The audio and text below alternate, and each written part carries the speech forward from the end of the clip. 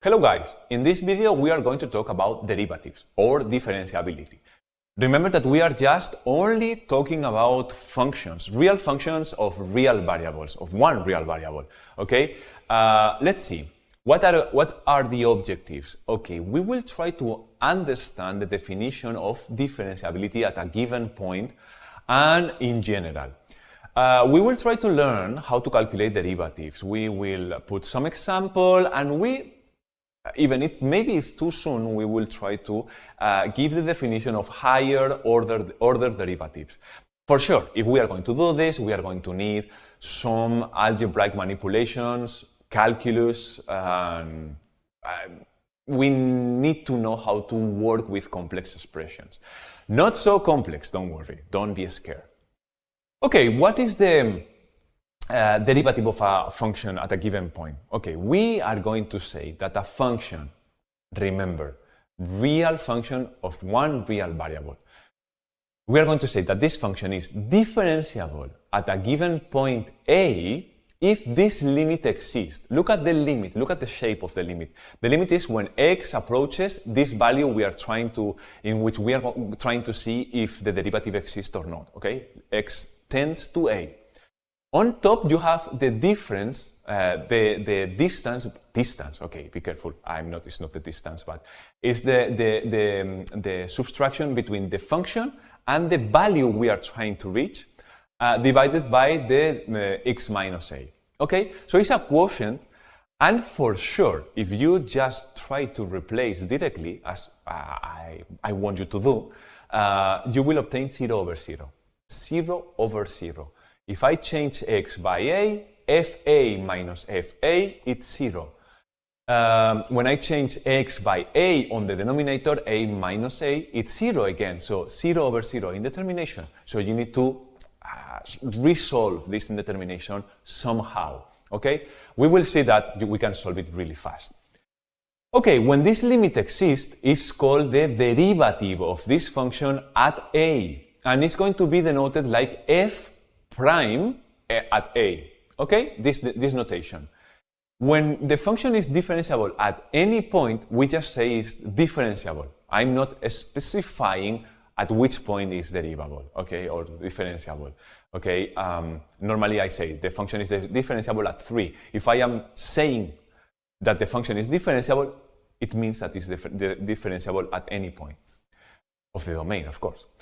Okay, by the way, the derivative, as when the function is differentiable, we will see that the derivative is also a function like the original function we had, so it can be, we can calculate the derivative again, so we will obtain the second derivative, as you will see in 1 second. The idea is that if the function is differentiable at any point, we are going to be able to construct these derivative functions. Okay, rate of change. What happens to the previous limit if I just eliminate the word limit from the beginning? Then what we have is the rate of change.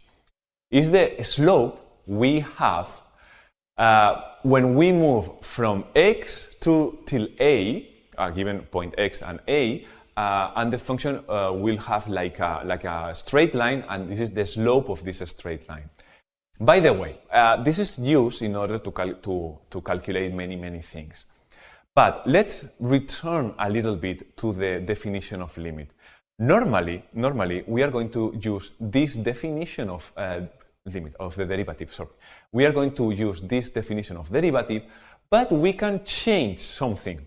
The idea is if you make this change of variable you call h, x minus a, the previous limit can be written like this. You are going to obtain the same derivative. Which definition is better? In my opinion, this last one is better. Why?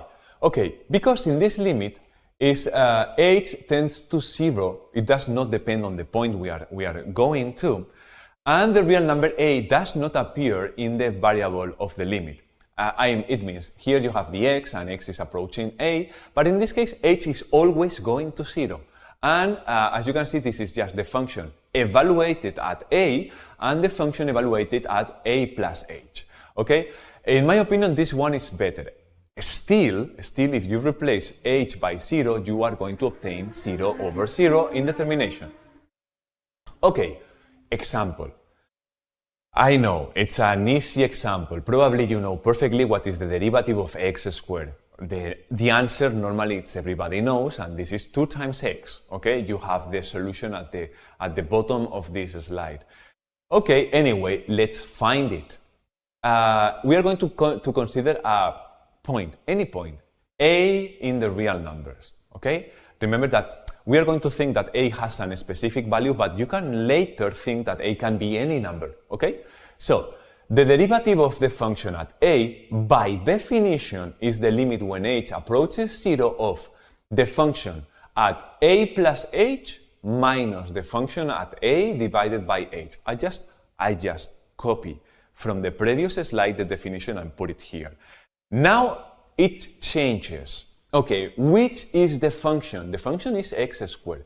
So when I try to calculate f at a, I'm going to come here and replace x by a. So I obtain a squared.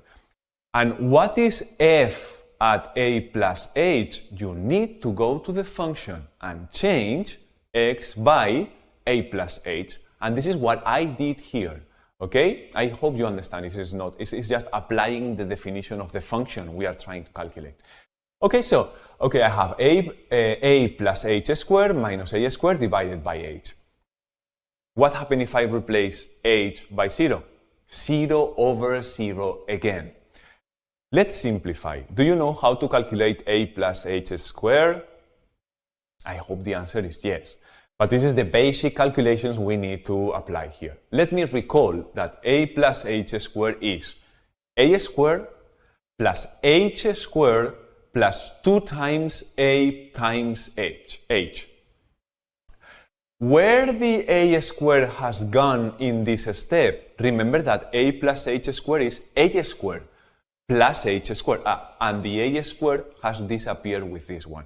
It's just an easy simplification. I just calculated the square, and a squared disappears. So if I try to calculate this limit, guys, it's 0 over 0 again. If I change h by 0, 0 over 0. But question, can I simplify something here? And the answer is yes. I can factor h on the numerator and simplify this h with the denominator. Okay, so what I have done is to eliminate the h of the denominator, one h on the numerator here and one h on the numerator here. So the final result is h plus 2 times a. Now, if you replace h by 0, you got 2 times a. Okay, so it's not difficult. Be careful with these calculations. I'm going a little fast in here, in my opinion. But I hope you understand the process. My advice in this case is try to do it by yourself. Write down the whole exercise and solve it by your own means. You can just look at the slides and see if you are going in the right direction or not. Okay, but all these things are very easy to explain. But in my opinion, if you are a student and you are just listening to me and okay, what happened here? Or where the a squared disappeared, or why he has cancelled something? The best way is to do it step by step by your own. If you have doubts, you know my email. I can just answer. Okay, so the idea is that when you f prime of a is 2 times x. So guys, when I change a by x, the idea is that the derivative is 2 times x. I don't expect you to calculate this again and again anytime you need to calculate the derivative of x squared. I hope you remember next time. The derivative of x squared, and your answer should be 2 times x. Okay? If I repeat the process, I'm not going to spend much time in here, but if I repeat the process, if I want to calculate the derivative of the derivative, I'm going to call g 2 times x. The derivative of g is the same expression as before. The function g at a plus h is 2 times a plus h. The function g at a, as by definition, is 2 times a. This 2 times a and 2 times a disappears, so I got h over h. 2h over h. If I simplify h, the only thing left is a 2. You can just simplify this really fast and you will see that this is 2h. 2h disappears. 2h divided by h, I simplified both h and we only got 2. The limit of 2 is 2, by the way. So, next idea. The derivative of 2 times x is just the number multiplying x. Okay, what have we done? We just calculated the first derivative and the second derivative in the same process. So we just introduced, by the way, the idea of higher order derivatives. We can keep going to calculate the next derivative and the next derivative. By the way, spoiler alert, the derivative of a constant is 0, and then the next derivatives are going to be 0 and 0 again and again. Okay, what have we seen today? We just started with the idea of differentiability. We have calculated the derivative of an easy function x squared, and somehow introduced the idea of that we can do this again and again and again in what is called the higher order derivatives. I hope this is helpful for you guys, and thank you for your attention.